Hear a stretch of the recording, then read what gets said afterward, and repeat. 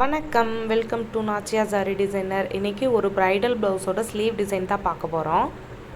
3 லேயர்ஸ்க்கு copper சரியில் வந்து chain stitch கொடுத்துருக்கேன். அதுக்கப்புறமா ஒரு 2.5 இன்ச் இருக்கிற மாதிரி நான் மார்க் பண்ணி லைன் வந்து போட்டு வச்சுருக்கேன்.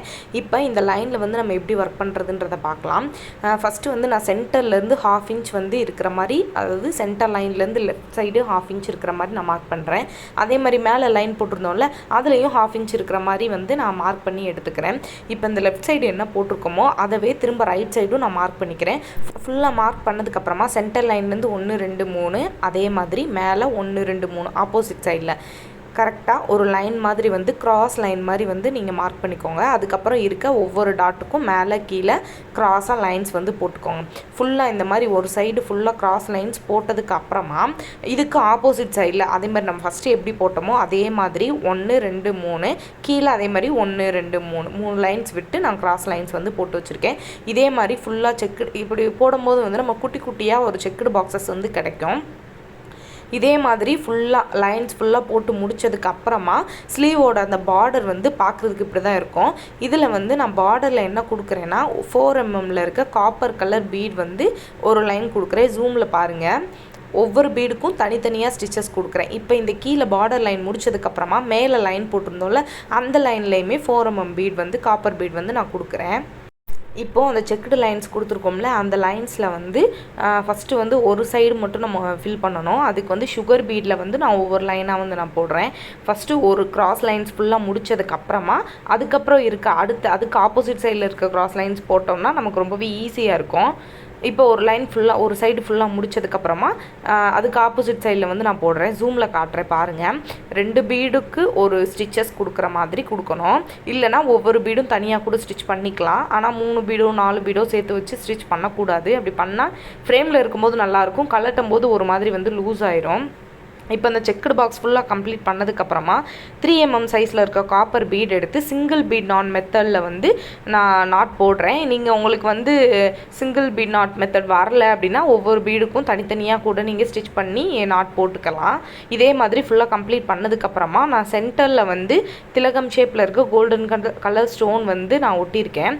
அதுக்கப்புறம் இந்த மாதிரி ஸ்டென்சில் யூஸ் பண்ணி திலகம் ஷேப் வந்து ட்ரா பண்ணி எடுத்து வச்சுருக்கேன். இப்போ அந்த ஸ்டோன் ட்ரை ஆனதுக்கப்புறமா அந்த ஸ்டோனை சுற்றி ஒரு லைன் வந்து நான் சுகர் பீட் கொடுக்குறேன். நாட் போட்டு முடிச்சுட்டு அதுக்கப்புறம் இன்னொரு லைன் வந்து நான் சுகர் பீட் கொடுக்குறேன். ஃபஸ்ட்டு சுகர் பீட்க்கு தனியாக நாட் போட்டாச்சு, இதுக்கு தனியாக நாட் போட்டாச்சு.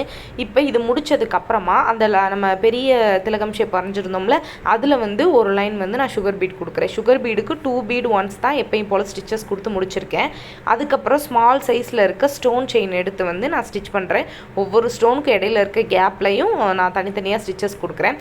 அதுக்கப்புறமா திரும்ப இன்னொரு லைன் வந்து சுகர் பீட் கொடுத்து அந்த பார்டரை முடிச்சிட்டேன். இப்போ அந்த சென்டரில் ஒட்டி இருந்தோம்ல அந்த திலகம் ஷேப், அதை சுற்றி வந்து நான் கோல்டன் கலரில் இருக்க குந்தன் ஸ்டோன் வந்து நான் திரும்ப வந்து ஸ்டிக் பண்ணுறேன். ஒவ்வொரு ஸ்டோனுக்கும் இடையில வந்து ஒரு 2 லேயர் வந்து சுகர் பீட் கொடுக்குற அளவுக்கு கேப் விட்டு நான் வந்து அந்த ஸ்டோன் வந்து ஸ்டிக் பண்ணுறேன். இந்த ஸ்டோன் நல்லா காயட்டும். இப்போ இந்த திலகம் ஷேப்புக்கு மேலே வந்து நான் ஒரு 2 கொம்பு மாதிரி நான் வந்து வரைஞ்சிருக்கேன்.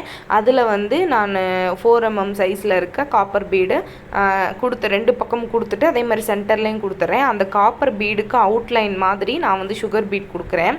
இப்போ இந்த பக்கம் ஒரு பக்கம் கொம்பில் என்ன கொடுக்குறோமோ அதவே தான் நம்ம ஆப்போசிட் சைட்லேயும் கொடுக்க போகிறோம். சென்டரில் இருக்கிறத வந்து கொஞ்சம் திலகம் ஷேப் வர மாதிரி கொடுத்துட்டு முடிச்சிட்டேன். இப்போ கீழே உள்ளே வந்து நம்ம ஸ்டோன் வந்து ட்ரை ஆனதுக்கப்புறமா அதை சுற்றி வந்து நான் சுகர் பீட் கொடுக்குறேன். ஒவ்வொரு ஸ்டோனுக்கும் தனித்தனியாக ஒரு லேயர் இருக்கிற மாதிரி வந்து நான் சுகர் பீட் கொடுக்குறேன். இதே மாதிரி அந்த ஒட்டியிருக்க எல்லா ஸ்டோனுக்குமே வந்து ஃபுல்லாக லேயர்ஸ் கொடுத்து கம்ப்ளீட் பண்ணதுக்கப்புறமா அந்த திலகம் ஷேப்பில் சைடில் வந்து கேப் எம்டியாக இருக்குல்ல, அதில் வந்து சுகர் பீட் வந்து ஃபஸ்ட்டு ஒரு இது மட்டும் 4 பீட் இருக்க மாதிரியும் அடுத்து எல்லாமே 5 பீட் இருக்க மாதிரியும் அந்த திலகம் ஷேப்பில் வர்ற மாதிரியே நான் ஃபுல்லாக லைன்ஸ் கொடுத்துக்கிறேன். இப்போ லைன்ஸ் ஃபுல்லாக கொடுத்து முடிச்சாச்சு பாருங்கள். அந்த லெஃப்ட் சைடு எப்படி இருக்கோ அதே மாதிரி தான் ரைட் சைடும் அந்த திலகம் ஷேப்பை சுற்றி கொடுத்து முடிச்சாச்சு. இப்போ அந்த லைன்ஸ் கொடுத்துருந்தோம்ல, அதை சுற்றி வந்து ஒரு லேயர் வந்து நான் சுகர் பீட் வந்து கொடுத்துக்கிறேன். 2 பீட் ஒன்ஸ் தான் எப்பயும் போல் ஸ்டிச்சஸ் கொடுக்குறேன். நீங்கள் தனித்தனியாக நாட் போடுறதா இருந்தால் கூட போட்டுக்கலாம். இப்போ இது ஃபுல்லாக முடிச்சதுக்கப்புறமா நான் சென்டர் லைன் மார்க் பண்ணியிருக்கோம்ல, அதுலேருந்து 1/2 இன்ச் வந்து நான் மார்க் பண்ணிக்கிறேன். லெஃப்ட் சைடு மார்க் பண்ணியிருக்க மாதிரியேவும் ரைட் சைடும் மார்க் பண்ணி எடுத்துக்கோங்க. இப்போ வந்து நான் அந்த லைனை வந்து கரெக்டாக 1/2 இன்ச் இருக்கிற மாதிரி ஃபுல்லாக லைன்ஸ் போட்டுக்கிறேன். லைன்ஸ் போட்டதுக்கப்புறமா ஃபஸ்ட் லைனில் வந்து நான் ஜரி காப்பர் கலர் ஜரி கொடுத்துட்டு ஒரு 4 mm பீட் கொடுத்து அதுக்கப்புறம் கொஞ்சம் ஒரு 1.5 inch கேப் இருக்கிற மாதிரி விட்டு திரும்ப வந்து நான் ஒரு காப்பர் பீட் கொடுத்துருக்கேன். இதே மாதிரி அடுத்த லைனில் கொடுக்கும்போது பாருங்கள், ஃபஸ்ட்டு கொடுத்துருக்க 2 பீடுக்கும் சென்டராக இருக்க மாதிரி கொடுக்கணும். இதே மாதிரி ஃபுல்லாக அந்த லைன்ஸ் ஃபுல்லாக சென்டராக வர மாதிரி ஃபோக்கஸ் பண்ணி நீங்கள் கொடுத்துக்கோங்க. ஃபுல்லாக கம்ப்ளீட் பண்ணதுக்கப்புறமா ப்ளவுஸோட லுக் பார்க்குறதுக்கு இப்படி தான் இருக்குது. பிடிச்சிருந்தா ட்ரை பண்ணி பாருங்கள். ஃபார் மோர் வீடியோஸ் நம்ம சேனலை சப்ஸ்கிரைப் பண்ணிக்கோங்க. நன்றி.